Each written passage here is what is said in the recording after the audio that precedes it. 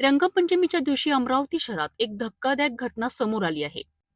मिळालेल्या माहितीनुसार घराजवळ टवाळखोरी करत असलेल्या काही युवकांना संबंधित महिलेकडून जाब विचारण्यात आला. याचा राग मनात धरून काही युवकांनी संबंधितांच्या घरावर अचानक दगडफेक करत हल्ला चढवलाय. या हल्ल्यात पंकज पाटील, मनोज पाटील, सविता पाटील, यश पाटील आणि सुमित चव्हाण हे 5 जण गंभीर जखमी झाले आहेत. जखमींना तात्काळ रुग्णालयात दाखल करण्यात आले असून त्यांच्यावर उपचार सुरू असल्याची माहिती आहे. घटनेची माहिती मिळताच फ्रेजरपुरा पोलीस तात्काळ घटनास्थळी दाखल झालेत. पोलिसांनी परिस्थिती नियंत्रणात आणत परिसरात कडेकोट बंदोबस्त ठेवला आहे. काही काळाकरिता परिसरात तणावाचे वातावरण निर्माण झाले होते. सध्या या संपूर्ण घटनेचा तपास फ्रेजरपुरा पोलीस करीत असून आरोपींचा शोध सुरू आहे.